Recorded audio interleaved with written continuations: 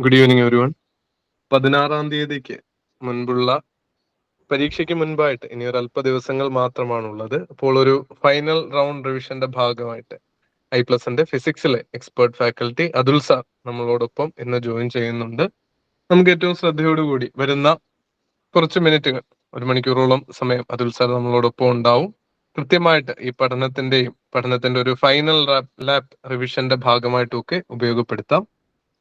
Atul sir, ഏറ്റവും ആദരവോടുകൂടി സ്വാഗതം.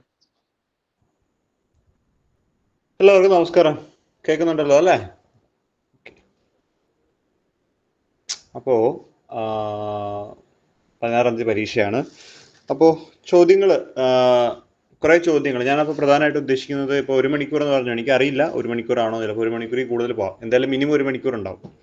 അപ്പോൾ ഇവിടെ 2 ഭാഗങ്ങളായിട്ടാണ് ഞാനത് ചെയ്യുന്നത്. ഫസ്റ്റ് പാർട്ട്, അത് നമ്മൾ PSCയുടെ ചോദ്യപേപ്പർ 2 രീതിയിൽ വരാം. ഒന്നെങ്കിൽ കുറച്ച് ഈസി ആയിട്ടൊക്കെ വരാം, അല്ലെങ്കിൽ ഭയങ്കര പാടായിട്ട് വരാം. അപ്പോൾ 2 ഓപ്ഷൻസ് നമുക്ക് ഉണ്ടാവും അല്ലേ. പിന്നെ ഒരു ഇന്റർമീഡിയറ്റും ഉണ്ട്, പക്ഷെ നമ്മൾ ഈ 2 എക്സ്റ്റെന്റ് ആണ് ആദ്യം നോക്കേണ്ടത്. അപ്പോൾ ഇതിൻ്റെ അകത്ത് ആദ്യത്തെ ഒരു സെഷനിൽ സാധാരണ നമ്മൾ PSC ചോദിക്കുന്ന ഇപ്പോൾ ചോദിച്ചുകൊണ്ടിരിക്കുന്ന ഒരു നിലവാരത്തിലുള്ള കുറേ ചോദ്യങ്ങൾ ഞാൻ ചെയ്യുന്നുണ്ട്. അതിനുശേഷം കുറച്ചുകൂടെ ഒരു ഹയർ ഓർഡറിലുള്ള ചോദ്യങ്ങൾ കൂടി നമ്മൾ ഈ സെഷൻ്റെ അകത്ത് ഉൾപ്പെടുത്തുന്നുണ്ട് കേട്ടോ. അപ്പോൾ അത് 2ാമത്തെ സെഷനിലാണ് അത്രയും ഭാഗങ്ങൾ ചെയ്യുന്നത്. 2ാമത്തെ സെഷൻ ഇന്ന് തന്നെ, ആദ്യത്തെ ഒരു സെഷൻ 10-30 ചോദ്യങ്ങൾ കഴിഞ്ഞ ശേഷം നമ്മൾ അടുത്തൊരു സെഷനിലേക്ക് പോകും. അതായത് ഇതുവരെ ചോദിച്ചിരിക്കുന്ന PSCകളിൽ ഡിഫിക്കൽട്ട് ആയിട്ടുള്ള ചോദ്യങ്ങൾ മാത്രം സെലക്ട് ചെയ്തിട്ട് സെഷൻ ഉൾപ്പെടുത്തിയിട്ടുണ്ട്. ഓക്കെ, അപ്പോൾ നമുക്ക് സ്റ്റാർട്ട് ചെയ്യാം. അപ്പൊ ഞാൻ ഉദ്ദേശിക്കുന്നത്, ഞാൻ എല്ലാം ഇങ്ങനെ പറയുമെന്ന് നിങ്ങൾ ആരും കരുതണ്ട. നിങ്ങൾ തന്നെയാണ് ഉത്തരം പറയേണ്ടത്. നിങ്ങൾക്ക് ചാറ്റ് ബോക്സ് അതിന് വേണ്ടിയിട്ട് ഉപയോഗിക്കാം. നമ്മൾ കഴിഞ്ഞ ക്ലാസ്സുകളൊക്കെ ചെയ്ത സമയത്ത് അതുപോലെയാണ്, നിങ്ങൾ തന്നെയാണ് ഉത്തരം പറഞ്ഞത്. മത്സരിച്ച് ഉത്തരം പറഞ്ഞ ആളുകളൊക്കെ എനിക്ക് ഇപ്പോഴും പേര് വരെ ഓർമ്മയുണ്ട്. അപ്പോൾ ആളുകളൊക്കെ ഉണ്ടെന്ന് ഞാൻ വിചാരിക്കുന്നു. അപ്പോൾ നമുക്ക് എന്തായാലും ചോദ്യത്തിലേക്ക് പോകാം. യെസ്, ആദ്യത്തെ ചോദ്യം.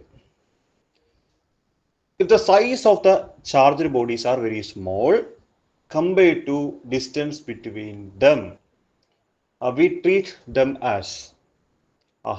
ഉത്തരം അങ്ങ് ചാടിക്കേറി വന്നല്ലേ, ഇനിയിപ്പോൾ നിങ്ങൾ എന്ത് പറയാനാ. ശരി, അപ്പോൾ zero charges, point charges, single charges and no charges. അപ്പോൾ ഈ എഴുത്തൊക്കെ കാണുമ്പോൾ നമ്മളിതൊക്കെ എന്തൊക്കെയോ കാര്യങ്ങളാണെന്ന് വിചാരിക്കും. ചില ആളുകൾ ഈ ചോദ്യം തന്നെ 5 തവണ വായിച്ചുകൊണ്ടൊക്കെ ഇരിക്കും. അതിനൊന്നും ആവശ്യമില്ല. നമ്മൾ ഇലക്ട്രോസ്റ്റാറ്റിക്സ് പഠിക്കുമ്പോൾ തന്നെ വളരെ സിമ്പിളായിട്ട് പോയിന്റ് ചാർജ് എന്ന് പറയുന്നൊരു കൺസെപ്റ്റ് നമ്മൾ പറയുന്നുണ്ട്. ഉദാഹരണത്തിന്, നമ്മളിപ്പോൾ ഒരു വലിയ സ്പിയർ എടുത്തു കഴിഞ്ഞിട്ട്, ഇപ്പോൾ ഇത് വലിയ സ്പിയർ ആണെന്ന് വിചാരിക്കും. ഇതൊരു വലിയ സ്പിയർ ആണ്. ആ സ്പിയർ നമ്മൾ Q എന്ന് പറയുന്ന ചാർജ് എടുക്കുകയാണ്. അങ്ങനെയാണെങ്കിൽ ഇവിടെ ഒന്നും വളരെ അകലം P എന്ന് പറയുന്ന ഒരു പോയിന്റ് എടുക്കുകയാണെങ്കിൽ, ഈ P എന്ന് പറയുന്ന പോയിന്റിനെ വെച്ച് നോക്കിയാൽ ഈ വലിയ സ്പിയർ എന്ന് പറയുന്നത് ഒരു പോയിന്റ് ചാർജ് ആയിട്ട് അനുഭവപ്പെടും. ഓക്കെ, അത് നമ്മൾ ഡിറൈവ് ചെയ്ത് തെളിയിക്കുന്നുണ്ട് പ്ലസ് 2 ക്ലാസ്സുകളിൽ. ഒരു സ്പിയർ മൂലം ലോങ് ഡിസ്റ്റൻസിൽ ഉണ്ടാകുന്ന ഇലക്ട്രിക് ഫീൽഡിന്റെ ഇക്വേഷൻ എന്ന് പറയുന്നത് ഒരു പോയിന്റ് ചാർജിന്റെ ഇലക്ട്രിക് ഫീൽഡ് ഇക്വേഷന് തുല്യമാണ് എന്ന് പറഞ്ഞ് നമ്മൾ തെളിയിക്കുന്നുണ്ട്. ഓക്കെ, അപ്പൊ ഇവിടെ പറയുന്നത് ഇത്രയേ ഉള്ളൂ. ഒരു ചാർജ് ബോഡി ഉണ്ട്, ഇതാണ് ചാർജ് ബോഡി എന്ന് വിചാരിക്കുക. ആ ചാർജ് ബോഡിയുടെ വളരെ ദൂരെയുള്ള P എന്ന് പറയുന്ന ഒരു പോയിന്റ് വെച്ച് നോക്കുമ്പോൾ നമുക്ക് ഈ ചാർജിന് ബോഡീനെ എന്ത് വിളിക്കാം? അതിന് നമുക്കൊരു പോയിന്റ് ചാർജ് എന്ന പേര് വിളിക്കാം, പോയിന്റ് ചാർജ്. അപ്പൊ എന്താ ഉത്തരം?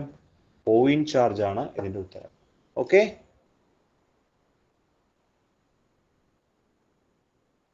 അടുത്ത ചോദ്യം. The force per unit charge is known as... The force per unit charge is known as electric field അല്ലേ. അപ്പൊ ഇതെങ്ങനെയാണ് നമ്മൾ പറയാൻ പറ്റുക ഇലക്ട്രിക് ഫീൽഡ്? അതിന് വേണ്ടിയിട്ട് നമുക്ക് ഇക്വേഷൻ എടുക്കാം. എന്താ ഈ equation? F is equal to QE എന്നാണ് ഇക്വേഷൻ അല്ലേ. എന്താണ്? F equal to QE അല്ലേ. ഈ ഇക്വേഷന്റെ അർത്ഥം എന്താ? E എന്ന ഒരു ഇലക്ട്രിക് ഫീൽഡ് നമ്മുടെ കയ്യിൽ ഉണ്ട് എന്ന് വിചാരിക്കുക. ഇതാണ് നമ്മുടെ E എന്ന് പറയുന്ന ഇലക്ട്രിക് ഫീൽഡ്. ആ ഇലക്ട്രിക് ഫീൽഡിൻ്റെ അകത്ത് Q എന്ന് പറയുന്ന ഒരു ചാർജ് വെച്ച് കഴിഞ്ഞാൽ ആ Q എന്ന് പറയുന്ന ചാർജ് ഒരു ഫോഴ്സ് അനുഭവപ്പെടും. ആ ഫോഴ്സ് ആണ് F equal to QE. ഈ F equal to QE എന്ന് പറയുന്ന ഇക്വേഷൻ മറ്റൊരു ഇക്വേഷനുമായിട്ട് സിമിലാരിറ്റി കാണിക്കുന്നുണ്ട്. ഏതാണെന്നറിയോ? ന്യൂട്ടന്റെ ഒരു ഇക്വേഷൻ ഉണ്ടല്ലോ, F equal to ma, Newton's ലോയിലെ F equal to ma. കണ്ടോ? ഇത് രണ്ടും ശരിക്കും പറഞ്ഞാൽ ഒരേ രീതിയിൽ വരുന്നൊരു ഇക്വേഷനാണ് അല്ലെ. A ആക്സിലറേഷനിൽ മൂവ് ചെയ്യുന്ന M എന്ന് പറയുന്ന ഒരു മാസിന് അനുഭവപ്പെടുന്ന force F equal to ma. ഇവിടെയാണെങ്കിൽ എന്താ? Q എന്ന് പറയുന്ന ചാർജ് E എന്ന ഇലക്ട്രിക് ഫീൽഡിൽ ഇരിക്കുകയാണെങ്കിൽ അതിൽ അനുഭവപ്പെടുന്ന force F is equal to QE. വളരെ സിമ്പിൾ. സോ അങ്ങനെയാണ് നമ്മൾ അപ്പൊ ഞാൻ കാര്യം പറഞ്ഞു തരട്ടെ. ഈ ക്യൂവിനെ ഇടതുവശത്തേക്ക് കൊണ്ടുപോയി നിങ്ങൾ അപ്പൊ എന്ത് കിട്ടും? F divide by Q is equal to E എന്ന് കിട്ടും അല്ലെ. അതായത് ഫോഴ്സ് പെർ യൂണിറ്റ് ചാർജ് അല്ലെ. ഫോഴ്സ് പെർ യൂണിറ്റ് ചാർജ് എന്ന് വെച്ചാൽ എഫ് ബൈ ക്യൂ എന്നാണ്. അത് എന്തിനെ റെപ്രസെന്റ് ചെയ്യുന്നു? ഇലക്ട്രിക് ഫീൽഡിനെ റെപ്രസെന്റ് ചെയ്യുന്നു. സോ നമുക്ക് അതുകൊണ്ട് ഓപ്ഷൻ 3 ഇലക്ട്രിക് ഫീൽഡ് ആണ് ചോദ്യത്തിന്റെ ശരിയായിട്ടുള്ള ഉത്തരം. കണ്ടോ, ഇലക്ട്രോസ്റ്റാറ്റിക്സ് എന്ന് പറയുന്ന പാഠഭാഗത്ത് നിന്ന് വരുന്ന കാര്യങ്ങളാണ് ഇത്. ഓക്കെ അല്ലേ? അപ്പൊ രണ്ടും ഇക്വേഷനുകൾ ഓർത്തിരിക്കാം. ഒന്ന് എഫ് ഈക്വൽ ടു ക്യൂ എന്ന് പറയുന്ന ഇക്വേഷൻ ഓർത്തിരിക്കാം, F equal to M A എന്ന് പറയുന്ന ഇക്വേഷൻ ഓർത്തിരിക്കാം. ഇലക്ട്രിക് ഫീൽഡ് കണ്ടുപിടിക്കണമെങ്കിൽ ചാർജ് മൂലമുണ്ടാവുന്ന ഫോഴ്സിനെ ആ ചാർജ് കൊണ്ട് ഡിവൈഡ് ചെയ്ത് കഴിഞ്ഞാൽ നമുക്ക് ഇലക്ട്രിക് ഫീൽഡ് കിട്ടുമെന്ന് മനസ്സിലാക്കി വെക്കാം.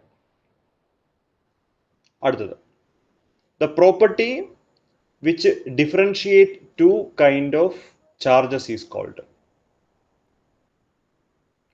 ഏതാണ്? പൊളാരിറ്റി ഓഫ് ചാർജ് അല്ലേ. രണ്ട് ചാർജുകൾ, അതായത് നമുക്ക് രണ്ട് ചാർജുകളാണ് ഉള്ളത് അല്ലേ. ഏതൊക്കെയാണ് നമുക്ക് രണ്ട് ചാർജുകൾ ഉള്ളത്? എഫ് ഈക്വൽ ടു എഫ് അല്ല, ക്യൂ എന്ന് പറയുന്നത് ഒന്നെങ്കിൽ പോസിറ്റീവ് ചാർജ് ആവാം, അല്ലെങ്കിൽ ക്യൂ എന്ന് പറയുന്നത് ഒരു നെഗറ്റീവ് ചാർജ് മൈനസ് ക്യൂ ആവാം. ഓക്കെ, അപ്പോൾ രണ്ട് ടൈപ്പ് ചാർജുകൾ നമ്മൾ ഡിഫറൻഷിയേറ്റ് ചെയ്യുന്നത് അതിൻ്റെ പൊളാരിറ്റിക്ക് അനുസൃതമായിട്ടാണ്. പൊളാരിറ്റി പോസിറ്റീവ് നെഗറ്റീവ് ചാർജിന്റെ ബേസിലാണ് നമ്മൾ ചാർജുകളെ ഡിഫറൻഷിയേറ്റ് ചെയ്യുന്നത് അല്ലേ. പ്ലസ് ചാർജ് അല്ലെങ്കിൽ മൈനസ് ചാർജ്. ഈ പ്ലസ് അല്ലെങ്കിൽ മൈനസ് നമ്മൾ അതിന്റെ പൊളാരിറ്റി എന്നാണ് പറയുന്നത്. ഓക്കെ, സോ സിമ്പിൾ കാര്യങ്ങളാട്ടോ. അടുത്തത്, dash gives information on field strength, direction and nature of the charge. Dash gives the information on field strength, direction and nature of charge. ഏതാ? Electric field ആണ് അല്ലെ. Electric field. Yes. അപ്പോ ഇതെങ്ങനെയാ അത് ശരിയാവണേന്ന് നമുക്ക് പറയാം. അതായത് മൂന്ന് കാര്യങ്ങൾ അല്ലെ.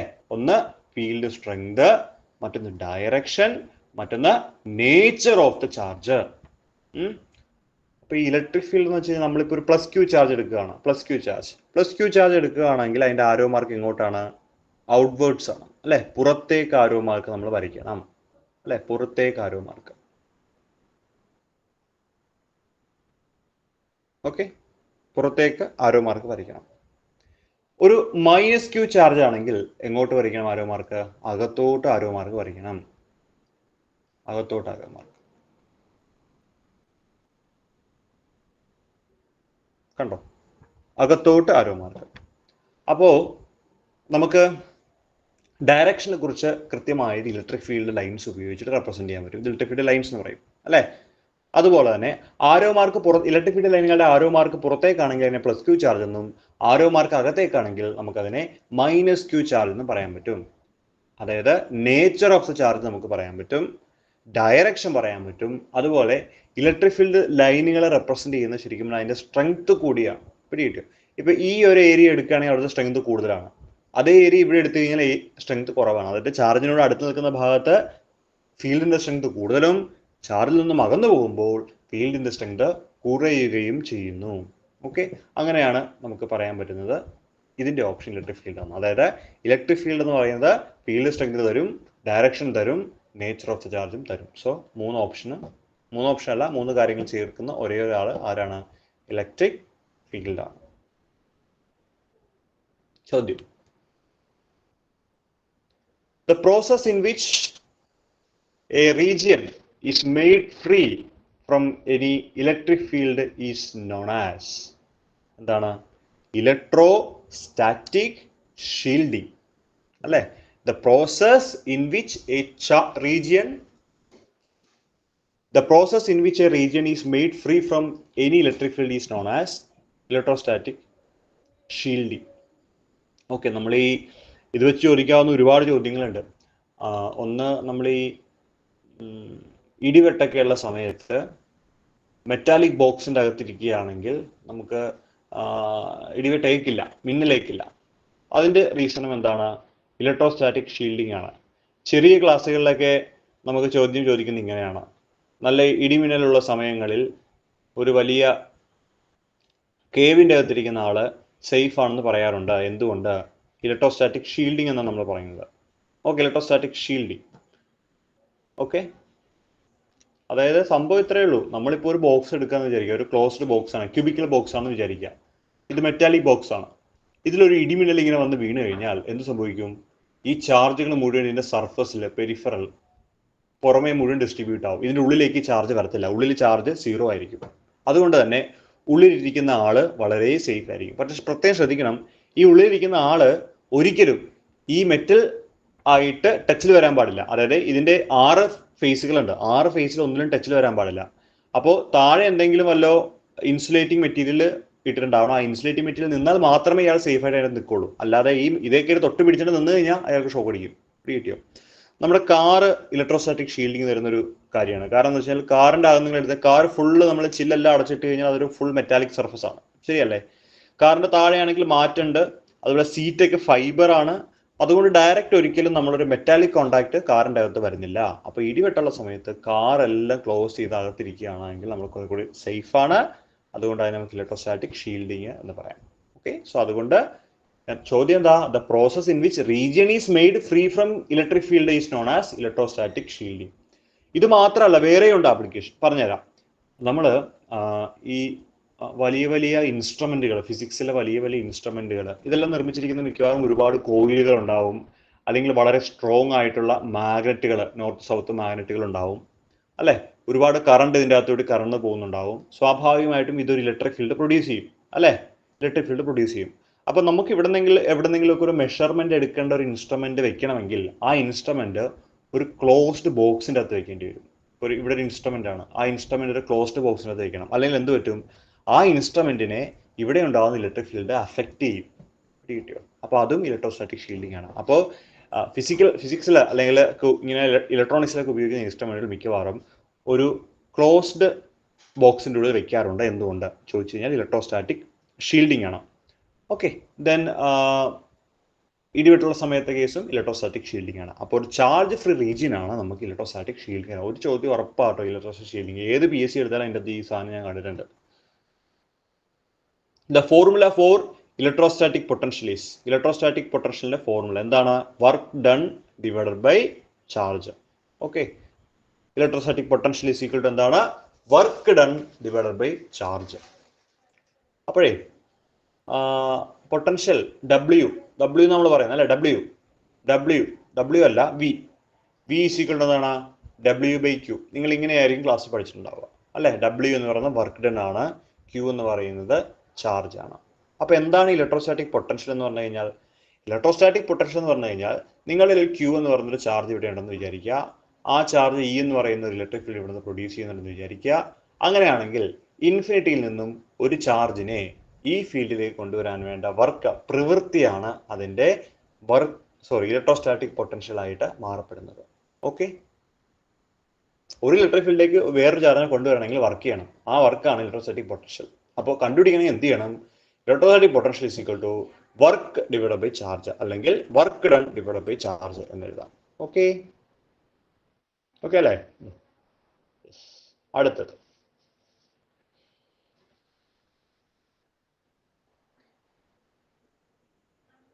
നോക്കുക.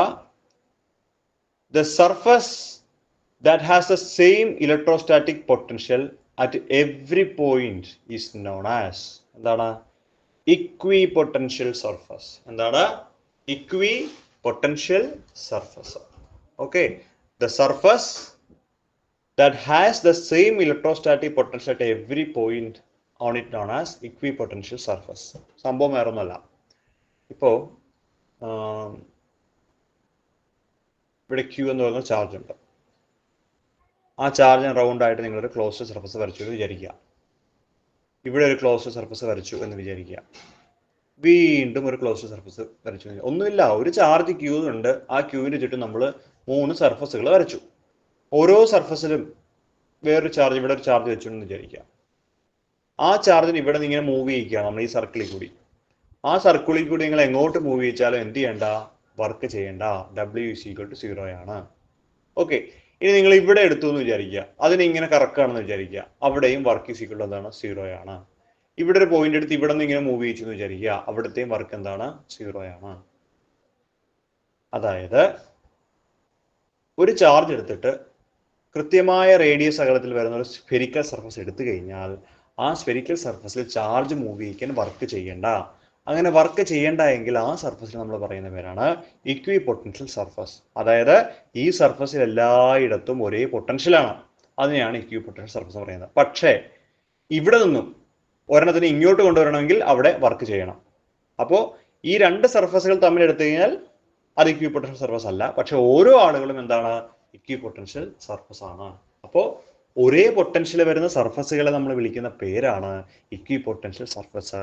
ഇക്വി പൊട്ടൻഷ്യൽ സർഫസിൽ ഒരു ചാർജിനെ മൂവ് ചെയ്യിക്കണമെങ്കിൽ നിങ്ങൾ എന്ത് ചെയ്യണ്ട? വർക്ക് ചെയ്യണ്ട. രണ്ട് ചോദ്യങ്ങളാണ് ഇവിടെ നിന്ന് വരുന്നത്. ഒന്ന്, ഇലക്ട്രോസ്റ്റാറ്റിക് പൊട്ടൻഷ്യൽ സീറോ ആയിട്ടുള്ള സർഫസ് എന്താണ് അല്ല സോറി ഈ പൊട്ടൻഷ്യൽ സെയിം ആയിട്ടുള്ള സർഫസ് ഏതാണ്? ഇക്വി പൊട്ടൻഷ്യൽ സർഫസ്. ഇക്വി പൊട്ടൻഷ്യൽ സർഫസിൽ ഒരു ചാർജിനെ മൂവ് ചെയ്യിക്കണമെങ്കിൽ എത്ര വർക്ക് ചെയ്യണം? 0, 0 വർക്ക് ചെയ്താൽ മതി. ഈ രണ്ട് ചോദ്യങ്ങളാണ് ഇക്വി പൊട്ടൻഷ്യൽ സർഫസുമായിട്ട് ബന്ധപ്പെട്ട് ചോദിക്കാൻ സാധ്യത ഉള്ളത്. ഓക്കെ. ഡൈലക്ട്രിക്സ് ഏതാണ്? നോൺ കണ്ടക്ടിങ് സബ്സ്റ്റൻസുകളാണ് ഡൈലക്ട്രിക്കുകൾ എന്ന് പറയുന്നത്. ഓക്കെ. എന്താണ്? Non conducting substances is known as dielectrics. അതെന്താ സംഭവം? അതായത് ഈ നമുക്ക് മെറ്റീരിയൽസിനെ ക്ലാസിഫൈ ചെയ്യുമ്പോൾ നമ്മൾ പലതായിട്ട് ക്ലാസിഫൈ ചെയ്യുന്നുണ്ട്. Metals, metals, insulators, semi conductors, അങ്ങനെയൊക്കെ പറഞ്ഞിട്ട്. അപ്പോൾ ഇവിടെ ഓർക്കേണ്ട കാര്യം എന്ന് വെച്ച് കഴിഞ്ഞാൽ ഇപ്പോൾ ഡൈലക്ട്രിക് എന്ന് വെച്ച് കഴിഞ്ഞാൽ ഒരു നോൺ കണ്ടക്ടിങ് സബ്സ്റ്റൻസ് ആണ്. ഓക്കെ. അതായത് ഒരു ഇൻസുലേറ്റിംഗ് ബിഹേവിയർ കാണിക്കുന്ന സബ്സ്റ്റൻസ് ആണ് ഡൈലക്ട്രിക്. ഇതിൻ്റെ ഉപയോഗം എന്താ? നിങ്ങൾ പഠിച്ചിട്ടുണ്ട്, കപ്പാസിറ്റർ എന്ന് പറഞ്ഞ സാധനം പഠിച്ചിട്ടുണ്ട് അല്ലേ? കപ്പാസിറ്റർ എന്ന് പറയുമ്പോൾ 2 പ്ലേറ്റുകളുണ്ട് അല്ലേ? Capacitance C, 2 പ്ലേറ്റുകളുണ്ട്. ഈ കപ്പാസിറ്ററിന്റെ കപ്പാസിറ്റൻസ് കൂട്ടാൻ വേണ്ടി നമ്മൾ നടുക്ക് വെക്കുന്ന മെറ്റീരിയലെ പറയുന്ന പേരാണ് ഡൈലക്ട്രിക്കുകൾ. എന്താണ്? ഡൈലക്ട്രിക്കുകൾ. ഡൈലക്ട്രിക്. ഓക്കെ. അപ്പോൾ ഈ ഡൈലക്ട്രിക്കുമായി ബന്ധപ്പെട്ട ഒരു കറണ്ട് ഉണ്ട്. അത് നമ്മൾ പേര് വിളിക്കും ഡിസ്പ്ലേസ്മെന്റ് കറണ്ട്. Displacement current. ആ കൺസെപ്റ്റ് ഞാൻ പറഞ്ഞുതരാം. അതായത് നമ്മളിപ്പോൾ ഒരു സർക്യൂട്ട് എടുക്കുകയാണ്. ആ സർക്യൂട്ടിൽ കപ്പാസിറ്റർ ഉണ്ട് അല്ലേ? കപ്പാസിറ്റർ നടുക്ക് നമ്മൾ വെക്കുന്ന ഡൈലക്ട്രിക് ആണ്. ഈ ഡൈലക്ട്രിക് എന്ത് ചെയ്യില്ല? ഒരിക്കലും കണ്ടക്ട് ചെയ്യില്ല. കാരണം ഇത് നോൺ കണ്ടക്ടിങ് ആണ്. പിടികിട്ടിയോ? പക്ഷേ ഒരു സർക്യൂട്ട് കംപ്ലീറ്റ് ആണെങ്കിൽ കറണ്ട് ഇതുവഴി കടന്ന് ഇത് ഇപ്പുറത്ത് വരണം, എന്നാൽ മാത്രമേ കണ്ടക്ടിങ് ആവുള്ളൂ. അപ്പൊ നമ്മൾ പറയുന്ന കൺസെപ്റ്റ് ആണ്, സാധാരണ കറണ്ട് അല്ല ഈ ഡൈലക്ട്രിക്കിലുള്ളത്. ഡൈലക്ട്രിക്കിലുള്ളത് സ്പെഷ്യൽ കറണ്ട് ആണ്. ആ സ്പെഷ്യൽ കറണ്ടിനെ വിളിക്കുന്ന പേരാണ് ഡിസ്പ്ലേസ്മെന്റ് കറണ്ട്. അപ്പോൾ വേണേൽ പരീക്ഷയ്ക്ക് ചോദിക്കാം, the current associated with a non conducting dielectric media is known as displacement current. Capital D എന്ന് പറഞ്ഞൊക്കെ നമ്മൾ റെപ്രസെന്റ് ചെയ്യുന്നുണ്ട്. ഓക്കെ. ജസ്റ്റ് ഓർത്ത് വെച്ചാൽ മതി കേട്ടോ. ഓക്കെ. അപ്പോൾ ഡൈലക്ട്രിക് എന്ന് പറയുന്നത് ഒരു നോൺ കണ്ടക്ടിങ് സബ്സ്റ്റൻസ് ആണ്. കപ്പാസിറ്ററിന്റെ നടുക്കാണ് നമ്മൾ ഡൈലക്ട്രിക് വെക്കുന്നത്. ഡൈലക്ട്രിക് വെച്ചാലുള്ള ഗുണം എന്താണ്? ഒരു കപ്പാസിറ്ററിന്റെ കപ്പാസിറ്റി കൂടുന്നു. ഓക്കെ. ഡൈലക്ട്രിക്കുമായി ബന്ധപ്പെട്ട കറണ്ട് ആണ് ഡിസ്പ്ലേസ്മെന്റ് കറണ്ട് എന്ന് പറയുന്നത്. ഓക്കെ. ഓക്കെ. അടുത്ത ചോദ്യം നല്ലൊരു ചോദ്യമാണ്. The capacity of the parallel plate capacitor increases when area of the plate increases. Okay. പറഞ്ഞുതരാം. അപ്പോൾ നമ്മൾ തൊട്ട് മുമ്പ് പറഞ്ഞേ ഉള്ളൂ കപ്പാസിറ്റർ. കപ്പാസിറ്റർ എന്ന് പറഞ്ഞു കഴിഞ്ഞാൽ എന്താണ്? 2 പ്ലേറ്റുകൾ ഇങ്ങനെ വെക്കുന്നുണ്ടാവും. 2 പ്ലേറ്റുകൾ അല്ലേ? കപ്പാസിറ്റർ പ്ലേറ്റുകൾ എന്നാണ് പറയുന്നത്. കപ്പാസിറ്റർ പ്ലേറ്റിന്റെ ഏരിയ നമ്മൾ എ എന്ന് പറയും. ഏരിയ അതായത് ഇപ്പോൾ നമ്മൾ 2D ആയിട്ട് വരച്ചാൽ ഇങ്ങനെയാണ്. ഇതാണ് capacitor plate. Okay. Capacitor plate. Okay. ഈ കപ്പാസിറ്റർ പ്ലേറ്റുകൾ തമ്മിലുള്ള അകലത്തെ നമുക്ക് സ്മോൾ ഡി എന്ന് വിളിക്കാം. ഓക്കെ. അപ്പം ഞാൻ പറയട്ടെ, കപ്പാസിറ്റർ എന്തിനു വേണ്ടിയിട്ടാണ് ഉപയോഗിക്കുന്നത്? ചാർജിനെ സ്റ്റോർ ചെയ്യാൻ വേണ്ടിയിട്ടാണ് നമ്മൾ കപ്പാസിറ്ററുകൾ ഉപയോഗിക്കുന്നത്. ഈ കപ്പാസിറ്ററുകൾ മിക്കവാറും നമ്മുടെ LED TVയിലൊക്കെ ഉണ്ടാകും. കാരണം ഈ കറണ്ടൊക്കെ പോകാൻ നേരത്ത് പെട്ടെന്ന് TV അങ്ങ് ഓഫ് ആവും. ഞാൻ സിമ്പിളായിട്ട് പറഞ്ഞു. ഇപ്പോൾ ഇത് TV ആണെന്ന് വിചാരിക്കുക. ഈ TVയുമായിട്ട് നമ്മൾ കപ്പാസിറ്റർ കൊടുത്തിട്ടുണ്ടാവും. ഇത് നമ്മൾ പ്ലഗിലേക്ക് കുത്തുന്ന ഭാഗമാണെന്ന് വിചാരിക്കുക. പെട്ടെന്ന് കറണ്ട് പോയി. അപ്പോൾ കറണ്ട് ഉള്ള സമയത്ത് ഈ കപ്പാസിറ്റർ ചാർജ് ചെയ്യും. ചാർജായി നിൽക്കും. പെട്ടെന്ന് കറണ്ട് പോയാൽ എന്ത് ചെയ്യും? ഈ കപ്പാസിറ്റർ ഈ TVയിലേക്ക് ഡിസ്ചാർജ് ചെയ്യും. അതായത് സ്റ്റോർ ചെയ്ത് വയ്ക്കുന്ന ചാർജ് എല്ലാം ഈ TVയിലേക്ക് ഡിസ്ചാർജ് ചെയ്യും. അതുകൊണ്ട് പെട്ടെന്നുള്ള പവർ ഫെയിലിയർ മൂലമുണ്ടാവുന്ന പ്രശ്നം ടി വിയിലെ കമ്പോണന്റുകളെ ഒന്നും ബാധിക്കില്ല. ഓക്കെ, അപ്പോൾ ഒരു കപ്പാസിറ്റർ അല്ല, ഇതുപോലെ ഒരുപാട് കപ്പാസിറ്ററുകൾ ഇതിൻ്റെ അകത്ത് ഇങ്ങനെ അറേഞ്ച് ചെയ്തിട്ടുണ്ടാവും. അത് ഒറ്റയടിക്കും ഡിസ്ചാർജ് ചെയ്യുമ്പോൾ ആ ടി വി, അതുകൊണ്ടാണ് കറണ്ട് പെട്ടെന്ന് പോയാലും ടി വിയുടെ ടി വിയിൽ ഒരു ചെറിയ വെള്ള വെളിച്ചം കാണാൻ പറ്റും, പതുക്കെയാണ് മങ്ങിപ്പോകുന്നത്. ആ പതുക്കെ മങ്ങിപ്പോകാനുള്ള കാരണം ഈ ഡിസ്ചാർജിങ് മൂലമാണ്.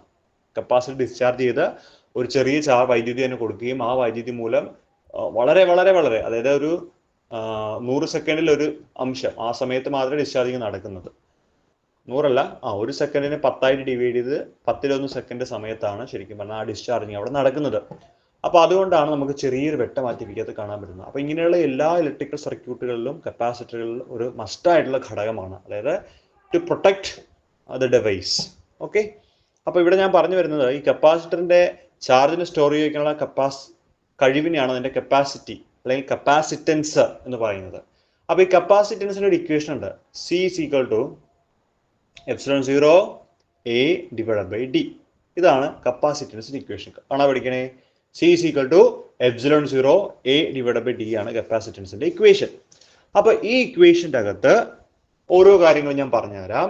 എ എന്ന് പറഞ്ഞാൽ ഈ കപ്പാസിറ്റർ പ്ലേറ്റിന്റെ ഏരിയയാണ് നമ്മൾ എ എന്ന് പറയുന്നത്. ഡി എന്ന് പറയുന്നത് കപ്പാസിറ്റർ പ്ലേറ്റുകൾ തമ്മിലുള്ള അകലമാണ്, സ്മോൾ ഡി എന്ന് പറയുന്നത്. ε0 എന്ന് വെച്ചാൽ 8.854 × 10⁻12. നമ്മൾ കോൺസ്റ്റന്റ് ഡൈലക്ട്രിക് കോൺസ്റ്റന്റ് വാല്യൂ എന്നൊക്കെ നമ്മൾ പറഞ്ഞിട്ടുണ്ട് അല്ലേ. ഫ്രീ സ്പേസിൽ ഡൈലക്ട്രിക് കോൺസ്റ്റന്റ്, ഫ്രീ സ്പേസിലെ കോൺസ്റ്റന്റ് വാല്യൂ ആണ് ε0, 8.854 × 10⁻12. കുളംസ് ലോയ്ക്ക് അകത്ത് പറയുന്ന ε0. ഓക്കെ, അങ്ങനെയാണെങ്കിൽ ഈ കപ്പാസിറ്ററിന്റെ കപ്പാസിറ്റൻസ് കൂട്ടണമെങ്കിൽ നമുക്ക് എന്തൊക്കെ ചെയ്യേണ്ടി വരും? കപ്പാസിറ്റൻസ് കൂട്ടണമെങ്കിൽ സി കൂടണം. അപ്പൊ സി കൂടണമെങ്കിൽ എന്ത് കൂടണം? ഒന്നെങ്കിൽ എ കൂടണം, അതായത് കപ്പാസിറ്റർ പ്ലേറ്റിന്റെ ഏരിയ ഇൻക്രീസ് ചെയ്യണം. അപ്പോൾ ഓപ്ഷൻ കറക്റ്റ് ആണ്, area of the plate is increased. അല്ലെങ്കിൽ എന്ത് ചെയ്താൽ മതി, ഈ ഡി ഉണ്ടല്ലോ, കപ്പാസിറ്റർ പ്ലേറ്റുകൾ തമ്മിലുള്ള അകലം ഡി കുറച്ചാലും കുഴപ്പമില്ല, കുറച്ചാലും ടോട്ടൽ വാല്യൂ കൂടുമല്ലോ. ഓക്കെ, പക്ഷെ ആ ഓപ്ഷൻ ഇല്ല, ആ ഓപ്ഷൻ ഇല്ല. Distance between the plate increases, അതെന്തായാലും വരില്ല. Area of the plate decreases, അതും എന്തായാലും വരില്ല. So none of the option അല്ല. So area of the plate increases. ഈ വേറൊരു വഴി കൂടി ഉണ്ട്, എന്താണെന്ന് അറിയോ? ഈ കപ്പാസിറ്റർ പ്ലേറ്റിനകത്ത് നിങ്ങൾ ഡൈലക്ട്രിക്, നമ്മൾ നേരത്തെ പറഞ്ഞ നോൺ കണ്ടക്ടിങ് ആയിട്ടുള്ള ഡൈലക്ട്രിക് കൊണ്ടുവരിക. ഡൈലക്ട്രിക് കോൺസ്റ്റന്റ് ആണ് നമ്മൾ ε0 എന്ന് പറയുന്നത്. ഓക്കെ, അപ്പൊ സി എങ്ങനെ മാറും? C is equal to ε0 ε0 A divided by D എന്ന് വരും. എന്താണ്? C is equal to ε0 ε0 A divided by D. C is equal to എന്താണ്? ε0 ε0 A divided by D. C is equal to ε0 ε0 A divided by D എന്ന് നമുക്ക് എഴുതാം. Okay, so area of the plate is increased ഒരു option, അല്ലെങ്കിൽ distance between the plate decreases മറ്റൊരു option ആയിട്ട് പറയാം, അല്ലെങ്കിൽ when a dielectric constant is inserted in between the plates, its capacitance is increases, അങ്ങനെയും പറയാം. ഓക്കെ, അപ്പോൾ ഏത് വേണമെങ്കിലും ചോദിക്കാം, 3 ഓപ്ഷൻസ് നമുക്ക് പറയാൻ പറ്റും കേട്ടോ. ഇപ്പൊ ഇവിടെ ഒരു ഓപ്ഷനാണ് കറക്റ്റ് ആയിട്ടുള്ളത്, പക്ഷെ വീണ്ടും 2 ഓപ്ഷൻ കൂടി നമുക്ക് എടുക്കാൻ പറ്റും. ഇതിൻ്റെ അകത്തുള്ളതല്ല, അഡീഷണൽ ആയിട്ട്. ഓക്കെ, ഞാൻ കുറച്ച് വേഗത്തിലാണ് പോകുന്നത് കേട്ടോ, കാരണം നമുക്ക് ചോദ്യങ്ങൾ ഒത്തിരി ചെയ്യണം, ഒത്തിരി ചോദ്യങ്ങളുണ്ട്. അതുകൊണ്ടാണ് ഞാൻ തന്നെ അങ്ങ് പറഞ്ഞു പോകുന്നത് പെട്ടെന്ന്.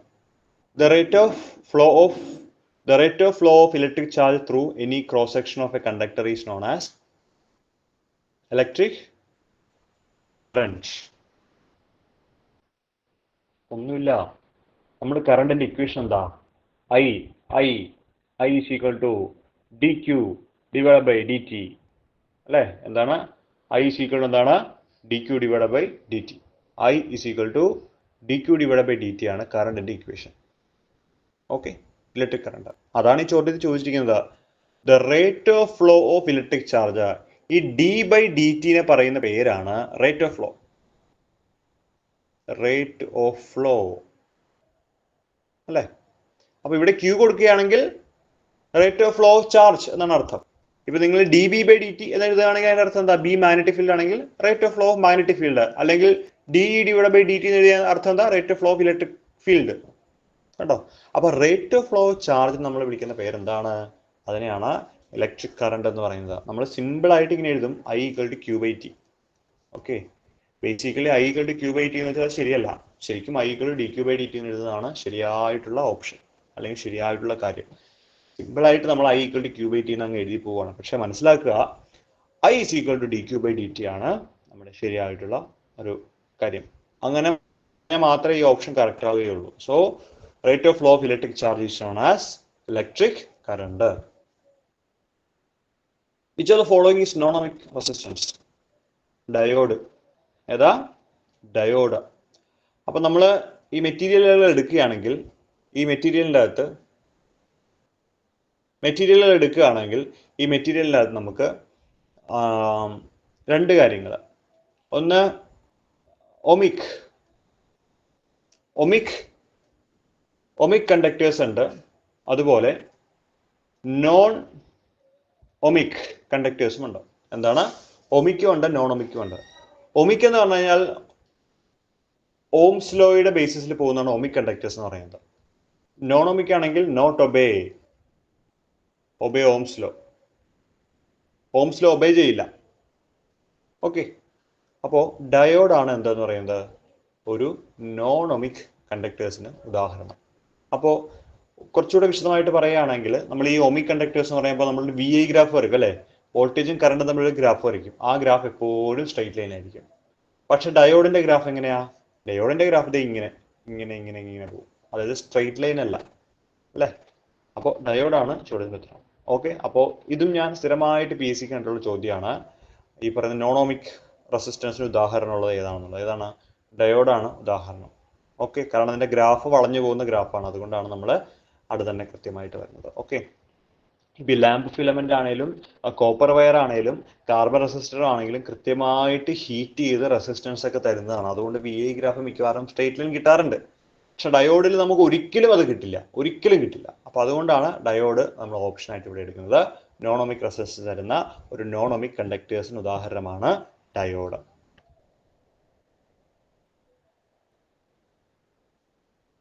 അടുത്തത് യൂണിറ്റ് ഓഫ് കണ്ടക്ടൻസ് സീമൻ ആണ് അല്ലെ? സീമൻ. ഓക്കെ. സോ സീമൻ ബാക്കിയൊക്കെ അറിയാവുന്നതല്ലേ? ഡൈനും ഓമും വോൾട്ടും ഒക്കെ നമുക്ക് അറിയാവുന്ന കാര്യങ്ങളാണ്. അപ്പൊ സീമൻ ആണ് കണ്ടക്ടൻസിന്റെ യൂണിറ്റ്. അടുത്ത ചോദ്യം, current density is A dash. ഏതാ? യെസ്, അർച്ചന പറയുന്നുണ്ട് ഉത്തരം. കറന്റ് ഡെൻസിറ്റി എന്താ? കറന്റ് ഡെൻസിറ്റി എന്ന് പറഞ്ഞു കഴിഞ്ഞാൽ ഒരു വെക്റ്റർ ക്വാണ്ടിറ്റി ആണ്. എന്താണ് കറന്റ് ഡെൻസിറ്റി എന്ന് പറയുന്നത്? എന്താണ്? ഒരു വെക്റ്റർ ക്വാണ്ടിറ്റി ആണ്. Vector quantity. Okay. Dimensionless quantity എന്തായാലും അല്ല, സ്കേലാർ അല്ല. മിക്കവാറും എല്ലാ ആളുകളും കറണ്ട് എന്ന് പറയുമ്പോൾ നേരെ എങ്ങോട്ട് പോകും? എല്ലാ ആളുകളും കൂടി സ്കേലാർ ക്വാണ്ടിറ്റി എന്ന് എഴുതും. കറണ്ട് അല്ലേ? കറണ്ട് നമ്മൾ 2 ആംപിയർ 3 ആംപിയർ എന്നൊക്കെ അല്ലേ പറയുന്നതെന്ന് വിചാരിച്ച് ചാടി കയറി എല്ലാ ആളുകളും സ്കേലാറിലേക്ക് പോകും. പക്ഷെ പ്രത്യേകം ശ്രദ്ധിക്കുക, കറണ്ട് ഡെൻസിറ്റി, ഞാൻ കറണ്ട് ഡെൻസിറ്റി കറണ്ട് അല്ല പറയുന്നത്. കറണ്ട് ഡെൻസിറ്റി എന്ന് പറയുന്നത് ഒരു വെക്റ്റർ ക്വാണ്ടിറ്റി ആണ്. കാരണം കറണ്ട് ഡെൻസിറ്റി നമ്മൾ റെപ്രസെന്റ് ചെയ്യുന്ന ഇക്വേഷൻ തന്നെ ഡിഫറെന്റ് ഉണ്ട്. J ആണ്. J അല്ലെ? കറണ്ട് ഡെൻസിറ്റി റെപ്രസെന്റ് ചെയ്യുന്നത് നമ്മൾ J എന്ന ലെറ്റർ ഉപയോഗിച്ചിട്ടാണ്. അതിനാൽ it is A vector quantity. കേട്ടോ, ഓർത്ത് വയ്ക്കുക. ഇതൊക്കെ നമ്മൾ ചെറിയ ചോദ്യങ്ങളാണെങ്കിലും തെറ്റിക്കാൻ ചാൻസ് ഉള്ളതാണ്, അതുകൊണ്ടാണ്. അടുത്തത്, magnetic field at the centre of A circular current carrying conductor coil.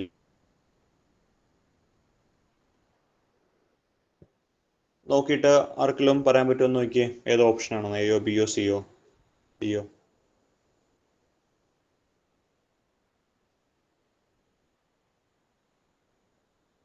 നിങ്ങളൊന്ന് നോക്കിയേ, ആർക്കെങ്കിലും പറയാൻ പറ്റുന്നോ?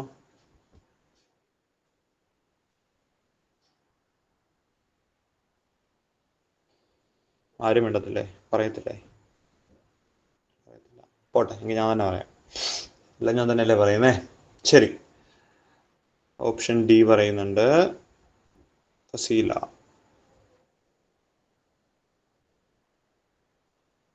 ഒരാൾക്കും അറിയില്ല. Yes, Vipin Krishna option B എന്ന് പറയുന്നു.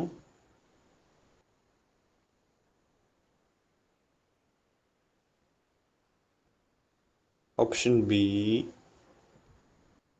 അർച്ചന ഓപ്ഷൻ ഡി പറയുന്നു.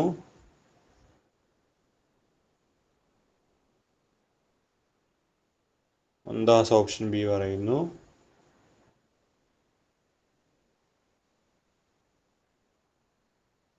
വേറൊരു ഓപ്ഷനും ഇല്ല ഉത്തരം.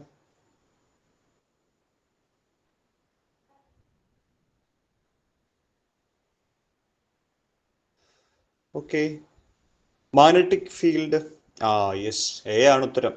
അനീഷ് പറഞ്ഞു എ. അനീഷ് മോഹൻ പറഞ്ഞതാണ് ഉത്തരം.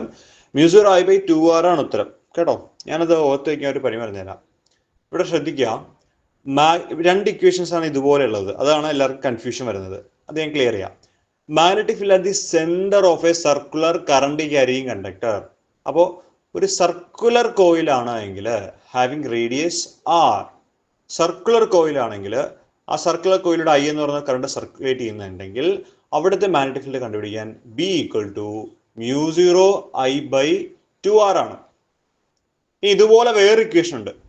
ഒരു സ്ട്രെയിറ്റ് ലോങ് കണ്ടക്ടർ, അതിലൂടെ I എന്ന് പറഞ്ഞ കറണ്ട് കടന്നു പോകുന്നുണ്ട്. ഇവിടുന്ന് r അകലെ ഒരു പോയിന്റ് P എടുത്തു കഴിഞ്ഞാൽ അവിടുത്തെ മാഗ്നറ്റിക് ഫീൽഡ് ആണെങ്കിൽ B = μ0I/2πr.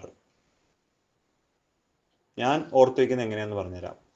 സർക്കിൾ ആണെങ്കിൽ ശരിക്കും താഴെ പൈ വരണം, പക്ഷേ സർക്കിളിൽ പൈ ഇല്ല, അതാണ് ഉത്തരം. സ്ട്രെയിറ്റ് ലൈൻ ആണെങ്കിലാണ് നമ്മൾ മനസ്സിലുണ്ടാവുന്ന പൈ വരത്തില്ല എന്ന്, പക്ഷേ സ്ട്രെയിറ്റ് ലൈനിൽ പൈ ഉണ്ട്. കണ്ടോ, പിടികിട്ടിയോ? എല്ലാ ആളുകളും തെറ്റിക്കുന്ന മെയിൻ പ്രശ്നം, സർക്കുലാർ കോയിലാണെങ്കിൽ സെൻട്രലിലെ മാഗ്നറ്റിക് ഫീൽഡ് B = μ0I/2πr എന്ന് എഴുതും. പ്രത്യേകം ശ്രദ്ധിക്കുക, സർക്കുലർ കോയിലാണെങ്കിൽ പൈ ഇല്ല. B = μ0I/2r, അത്രയേ ഉള്ളൂ. ഓക്കെ, അപ്പോൾ ഈ രണ്ട് ഇക്വേഷൻ മസ്റ്റായിട്ട് പഠിച്ചേ പറ്റുള്ളൂ. ഉറപ്പായിട്ട് ചോദിക്കാൻ സാധ്യതയുണ്ട്, ചോദിക്കും. കാരണം ഇങ്ങനൊരു കൺഫ്യൂഷൻ വരുന്ന ഭാഗത്തു നിന്നാണ് ഈ ചോദ്യങ്ങൾ ഇവിടെ സെലക്ട് ചെയ്യുന്നത്. അത്യാവശ്യം നോളജുള്ള സാറന്മാരാണ് ക്വസ്റ്റ്യൻ പ്രിപ്പയർ ചെയ്യുന്നതെങ്കിൽ. പിടികിട്ടിയോ? അല്ലാതുള്ള ആളുകൾ ചെയ്യുമ്പോഴാണ് ഒരു ബന്ധമില്ലാത്ത കുറേ കാര്യങ്ങൾ ചോദിക്കുന്നത്. വിവരമുള്ളവരൊക്കെ ആണെങ്കിൽ ഇങ്ങനെയുള്ള കാര്യങ്ങളിൽ നിന്ന് ചോദ്യങ്ങൾ എഴുതുന്നു. കാരണം കോമ്പറ്റീഷൻ ലെവൽ കൂടുമ്പോൾ ഇങ്ങനെയുള്ള കാര്യങ്ങൾ ചോദിച്ചാൽ മാത്രമേ കറക്റ്റ് നോളജുള്ള ആളുകൾ എനിക്ക് കയറിയിട്ടുള്ളൂ. അപ്പൊ അതുകൊണ്ട് ഓർക്കുക, സർക്കിൾ ആണെങ്കിൽ μ0I/2r ഉം സ്ട്രെയിറ്റ് ലോങ് കണ്ടക്ടർ ആണെങ്കിൽ മാഗ്നറ്റിക് ഫീൽഡ് ഇക്വേഷൻ μ0I/2πr ആണ്. ഓർത്ത് വെക്കണേ. ഓക്കെ, സോ ഇതിലേക്ക് പാടുന്നത് ശരി. SI unit of magnetic field, Tesla അല്ലേ? ടെസ്ല ഇതൊക്കെ അറിയാവുന്ന ചോദ്യങ്ങൾ അല്ലേ? ടെസ്ല സിമ്പിൾ ചോദ്യങ്ങൾ. ഓർക്കുക, magnetic field SI unit Tesla. Magnetic flux നമ്മൾ വെബറിൽ പറയാറുണ്ട്, ഫ്ലക്സ്. ഇത് ടെസ്ലയാണ് കേട്ടോ.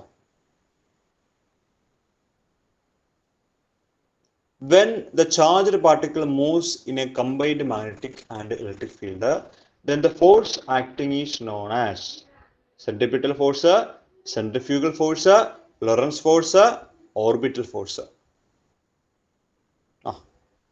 ശ്യാമ പറയുന്നു ലോറൻസ് ഫോഴ്സ് ആണെന്ന്. യെസ്,